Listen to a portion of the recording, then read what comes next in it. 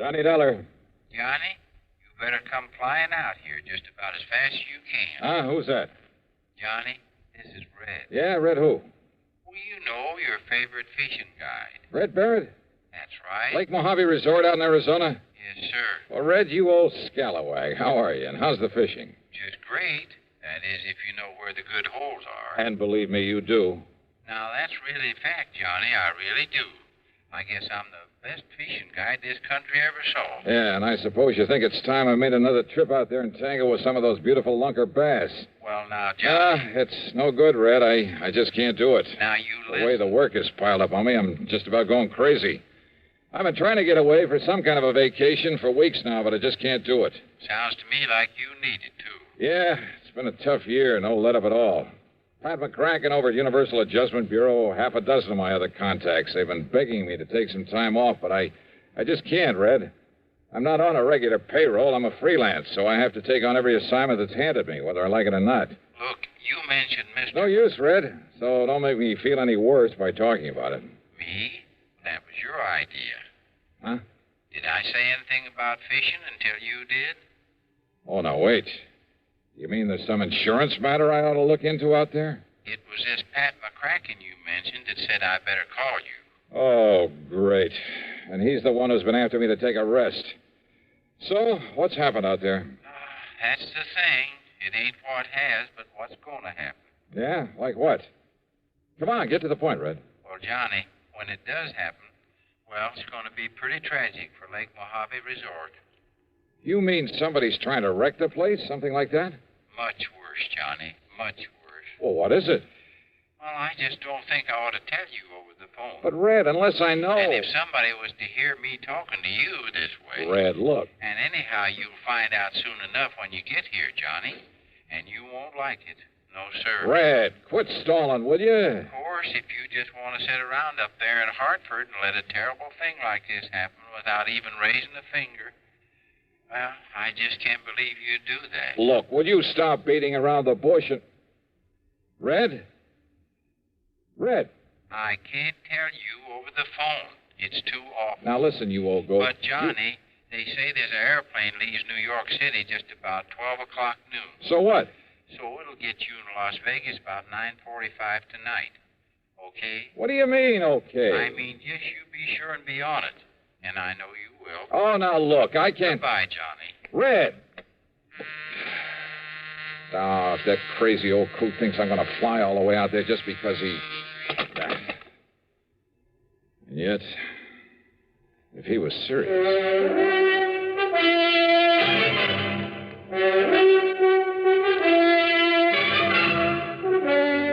CBS Radio brings you Bob Bailey in the exciting adventures of the man with the action-packed expense account, America's fabulous freelance insurance investigator. Yours truly, Johnny Dollar.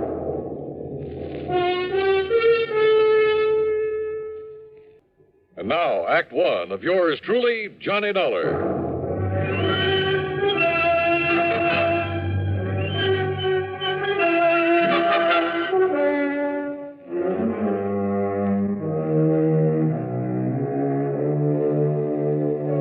Expense account submitted by Special Investigator Johnny Dollar to the Universal Adjustment Bureau, Hartford, Connecticut. Attention, Mr. Pat McCracken. Following is an account of expenses incurred during my investigation of the Red Mystery matter. That crazy phone call from Red Barrett. I know that wild old character pretty well. I'm fully aware of his faculty for stretching the truth, making a couple of mountains out of a molehill or two. And once or twice before, I'd wound up making the trip across the country just to wet a fishing line with him. And yet, those other times I'd fallen for his gag, I'd run headlong into serious insurance matters. Trouble with a capital T. And if he really meant what he said about something terrible impending at Lake Mojave Resort, well, there was one way to find out. Expense account item 1, $153, plane fare, Hartford to New York to Las Vegas, Nevada.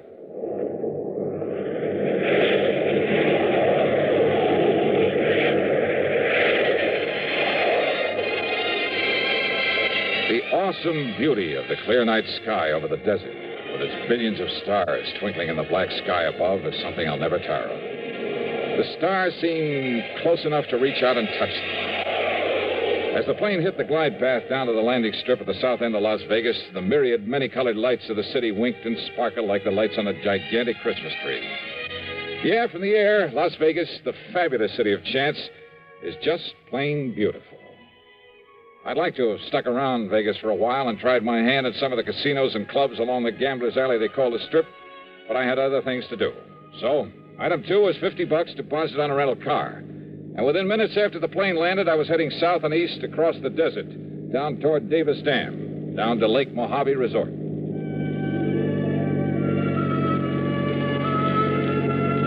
The desert, mile after mile of nothing but sand and sagebrush and Joshua trees, of tumbleweed and cactus, of high plateaus and broad windswept mesas. Here and there, the skeleton of some animal was perished in the remorseless, terrible summer sun.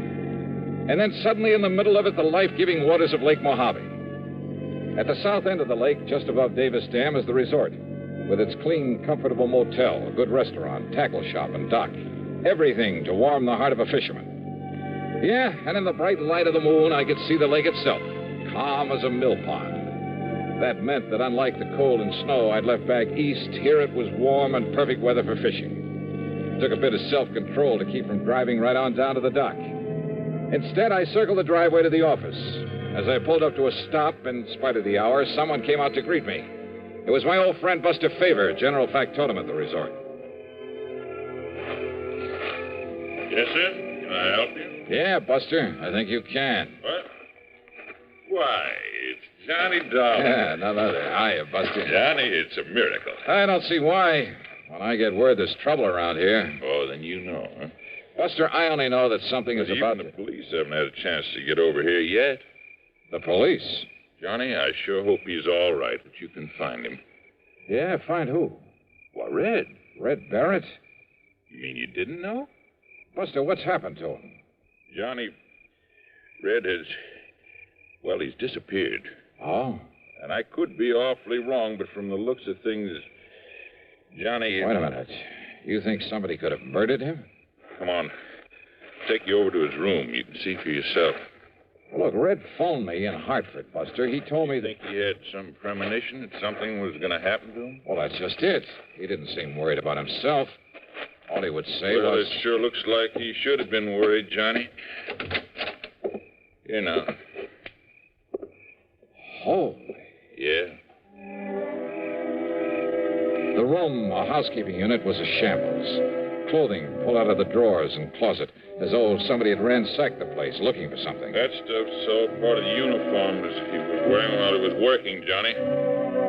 How much personal clothing stuff he had, I don't exactly know. So, if anything... The furniture, though none of it was actually broken, was overturned and cluttering up the floor. On the electric range in the kitchenette were the pots and pans he'd apparently used to cook his dinner. Some fish bones lay on a plate on the table. Probably one of the bass he caught this afternoon. Poor old fellow went out fishing as usual, not realizing what was going to happen to him after he came back here and had his supper. Now, wait a minute, Buster. Yeah, Johnny? That he left here in a hurry is pretty obvious. Or his body was hauled out of here. But I still don't see anything to indicate he was murdered or even badly hurt. Well, look here, then. Look, Buster, you know as well as I do how unpredictable Red is. Well, I know, always but... getting restless, always talking about going somewhere else, doing something else. I know, Johnny, Look, he's told me a dozen times about a gold mine he hoped to go to back there and work someday, 50 or 60 miles north of here, up near Lake Mead. He's told me about offers to work as a guide for other fishing spots. Johnny... So what makes you think he didn't just pack up and leave for some other place, some other job? Without letting us know?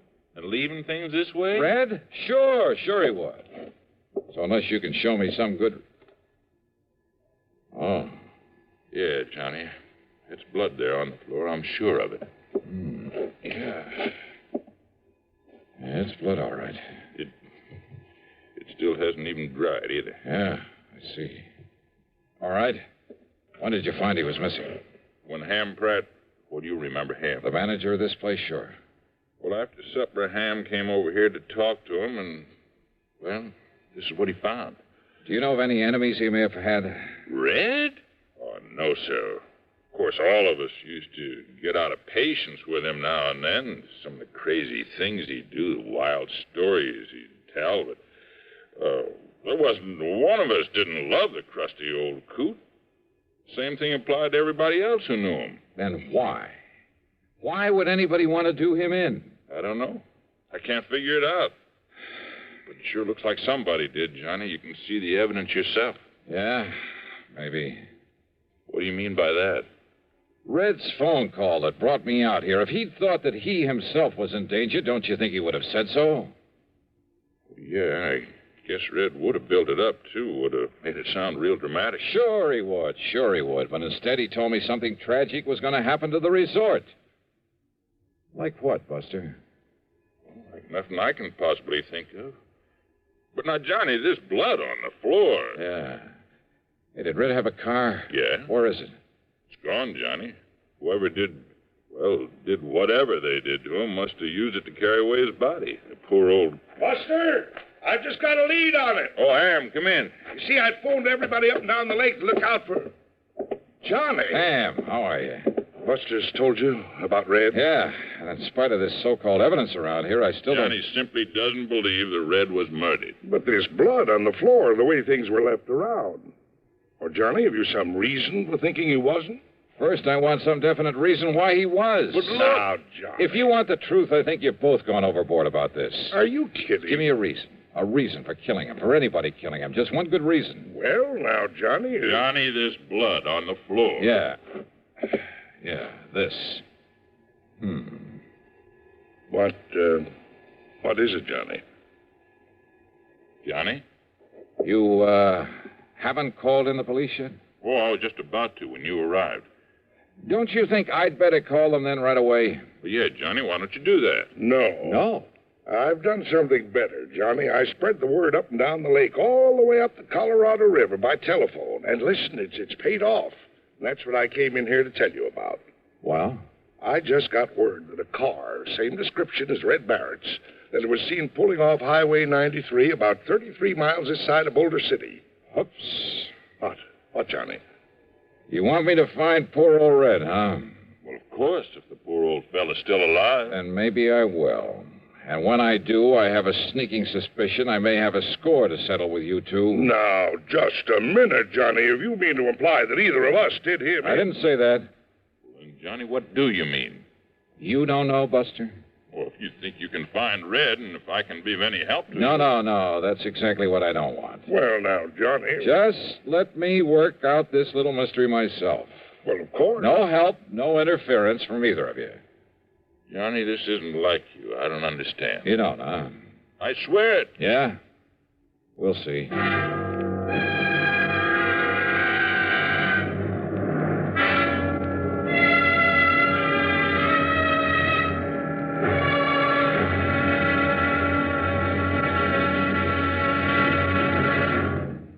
Act Two of yours truly, Johnny Dollar, in a moment. And now, Act Two of yours truly, Johnny Dollar, and the Red Mystery Matter. Suddenly, things had begun to add up. Yeah, from right in the beginning, when Red had mentioned over the phone that he'd talked with Pat McCracken at Universal Adjustment Bureau. Had Red called Pat, or vice versa? And there was the lamp there in Red's room, apparently knocked to the floor in a struggle. But not even the bulb was broken. The clothes that were left, only the uniforms he'd worn while at work. Was that supposed to mean that the only personal things he had were those he was wearing when he disappeared? Hardly. Then there was that spot of blood on the floor. A fish scale, a single scale in the middle of it. I had no microscope to examine that blood, probably wouldn't have known how to use it anyway. But I had a sneaking suspicion there was something very, very... Yeah. And knowing Red and Ham and Buster and Pat McCracken pretty well. Okay. The first thing I did after Ham and Buster left me alone was to look over the room again. And yes, one parcel of equipment that should have been there was conspicuously absent. I went down to the boat dock and found the old Arkansas Traveler that Red had always used to fish in. It was empty. Absolutely empty of the stuff I knew he always kept in it.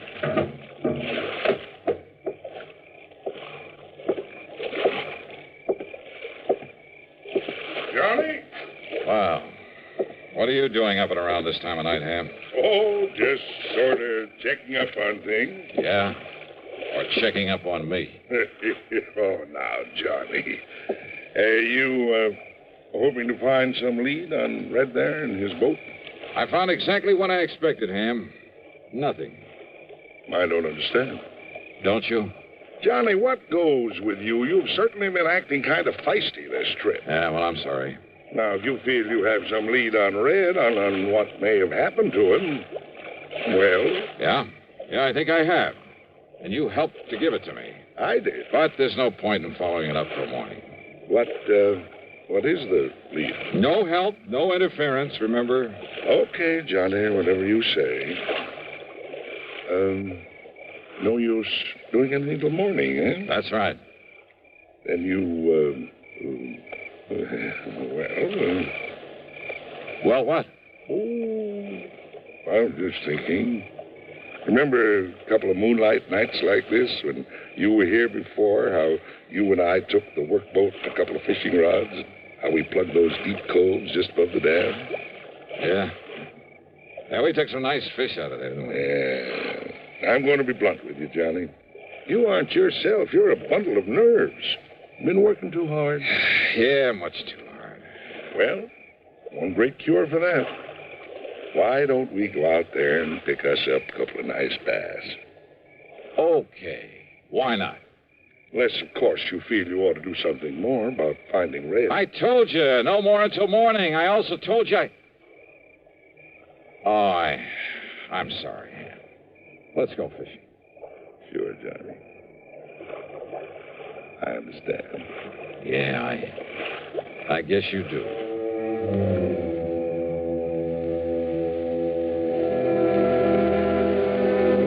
Maybe I had been a little feisty, as Ham had put it. And he was right about the fishing out there in the smooth black water with the bright moonlight overhead. When those 2 6-pounders hit my lure and I carefully played them into the boat, believe me, they did more to bring me back to normal than anything else in the world could have. That night, for the first time in weeks, I slept like a baby. Then, first thing in the morning, well, the whole thing really wasn't too hard to figure out. Red was a fisherman every day of his life. But I'd found no sign of his tackle there in the room or in the boat he'd always used. In other words, no matter how or why he'd left, he himself must have taken those things with him. Also his personal clothes and stuff, but naturally not the uniforms that belonged to the resort. The blood on the floor from one of the bass he'd had for dinner, carefully put there after he turned the room inside out. As for his whereabouts, Ham had given me the clue when he told me Red's car had been seen at the highway turnoff 33 miles south of Boulder City. That turnoff led to only one place, a fishing camp at the lower end of Lake Mead, known as Temple Bar. And when I got there, sure enough, waiting for me in his outboard beside the dock, Red Barrett. All ready for you, Johnny. Why, Red, you rascal. Got an extra rod and reel and a bucket of live bait. You and me'll go out there and slay him. Get in, Johnny. Get in. Sure, Red, why not? That's a boy. Here we go. Yeah, I just knew a smart man like you could track me down. Hey, you're working here now, huh? Well, I got kind of restless and thought maybe I'd make a change. And as long as Ham Pratt was willing... Then Ham was in on this plot to get me out here. Why, sure he was. And the terrible things to happen at Lake Mojave? Why, of course, Johnny. They've lost me, haven't they? Ah, you old son of a gun. Hey, Buster in on it, too? No, Ham's probably telling him about it right now. Probably showing him the letter he got from Mr. McCracken. McCracken? Pat McCracken? Yeah. Now, maybe you better read this one that he wrote to me. First part's just the usual howdy-do's, but here. And Red, I'm convinced a man can take only so much, even Johnny Dollar. And I'm afraid that unless he gets some rest and Relaxation, he'll crack up one of these days. So if you and Ham Pratt can somehow contrive to get him out there for some of that fishing he loves so much, go to it. If he catches on, if he starts worrying about the expense, tell him it's on the house. Tell him Merry Christmas. Sincerely yours. Well, God bless Pat McCracken. As for you, Red, you old reprobate... Johnny, there's a hole over near the gyp beds where there's an old 10-pounder laying under a rock, just waiting for you and me. Brother, let's go.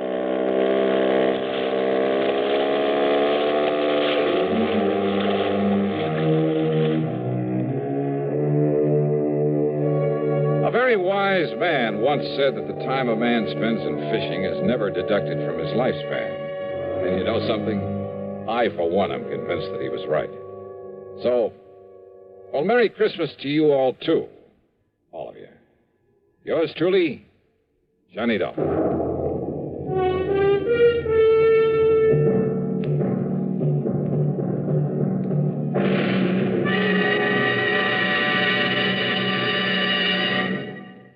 Our star will return in just a moment. Now, here is our star to tell you about next week's story. Next week, a man, a girl, and a gangster. That's right. They add up to trouble. For me. Join us, won't you? Yours truly, Johnny Dollar.